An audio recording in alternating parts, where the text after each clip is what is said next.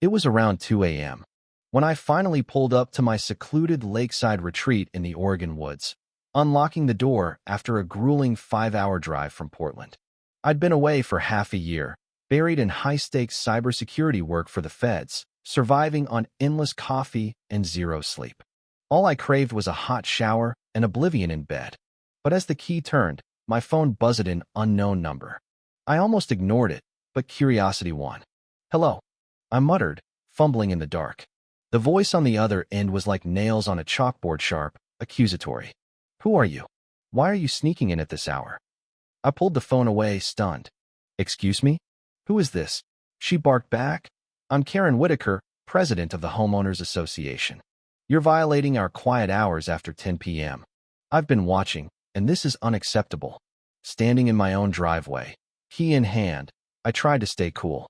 I'd dealt with tough cases at work, but this felt personal, invasive. "Ma'am, I'm Alex Thompson, the owner. Just back from a long trip." She cut me off. "I've never seen you." "Prove it. Prove I own my own house." I assured her of my federal job, the odd hours, but she exploded. "I don't care who you are, this is suspicious. You could be a thief. I'm calling the cops." Click. She hung up. 10 minutes later, doorbell. Through the peephole, 2 weary officers. I opened up, and from the shadows emerged a woman in her 50s, red robe flapping like a flag of triumph. Had to be Karen. "Officers, this man's acting shady, arriving so late. With all the burglaries lately." The cops asked for ID. I handed over my federal badge. Their postures shifted, respectful, almost apologetic. "Sorry, sir, just routine." "But Karen?" Her smug grin vanished. Her face drained of color, eyes wide with raw fear. Not embarrassment, terror. As the cops left, she lingered in the street, staring at my cabin like it hid a monster. By morning, my inbox was flooded, 18 emails from her HOA address. Nitpicking nonsense. Me car parked 2.3 feet from the curb instead of 2.5, porch light too bright for forest ambience preservation, lawn too unkempt in winter snow. By the 12th, it accused me of unauthorized surveillance equipment. Paranoia dripped from every line. This wasn't control, it was desperation. What was she afraid I'd see? Wandering the neighborhood to clear my head, I met Evelyn, a warm septuagenarian with hot cocoa in hand. "Heard about the drama," she said kindly. "Karen's not herself since Michael died 3 years back. Turned controlling, suspicious of everyone, especially newcomers like you. It explains some, but not the intensity. Grief twists people, yet this screamed deeper wounds." That night, insomnia hit. Peeking out, I spotted Karen sneaking in the vacant lot by the lake, flashlight in one hand, paper in the other like a map. Frantic, she paced, scanned the ground, dug lightly. Not a stroll, a hunt. Next night, she had a metal detector, sweeping methodically.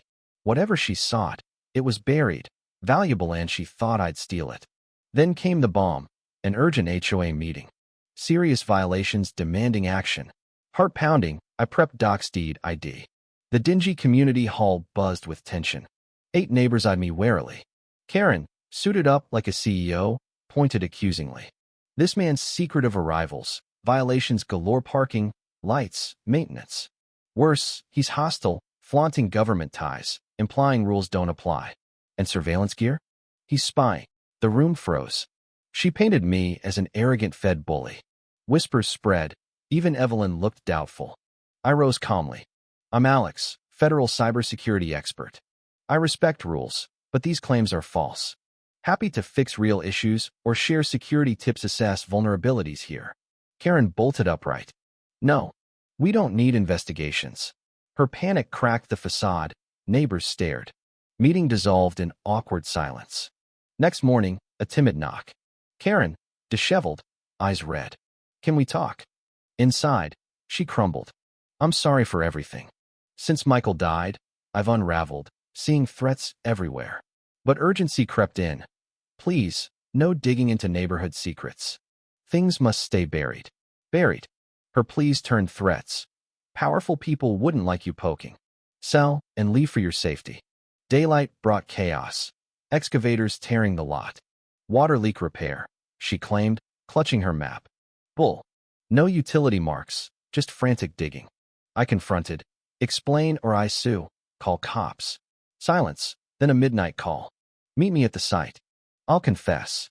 Under moonlight, amid craters, she broke. Michael worked for Lakeside Builders. They skimmed millions from federal deals, fake invoices, ghost projects. He gathered proof on a drive, buried it here with this map. Threatened him. Then he had a heart attack. I suspected murder. For years, I've hunted it, terrified they'd silence me. When you flashed that Fed ID, I thought you were on to Uzmi as accomplice. Pity surged. She'd tormented me from fear, not malice. But secrets festered. I called an emergency meeting, showed videos of digs, emails. Karen's grief led to this deception. Votes flew, her presidency stripped. Defeated, she muttered, I'll move to Florida, start over. Neighbors exhaled relief. Arbitrary tyranny ended. Weeks later, peace reigned. Deleting old emails, one from boss Jordan Hayes. Call Post Oregon. On the line, that HOA mess? Police report hit my desk. You de-escalated brilliantly, no power abuse. Just smart resolve. Perfect for our new threat response team lead. Promotion, big raise. Stunned, I accepted. My nightmare neighbor had unwittingly showcased my skills spotting fraud, handling volatility. As I packed for DC, gazing at the scarred lot, irony hit. Her dread propelled my rise. What would you do if a neighbor's paranoia uncovered real corruption, expose it fully, risking lives, or let it stay buried? Would you forgive endless harassment if born from grief, or demand justice? Should HOAs have such power, or are they breeding grounds for tyrants? Drop your thoughts below. Does this make you question your own neighbors? Hit like if it gripped you, subscribe for more twists, and let's debate in the comments.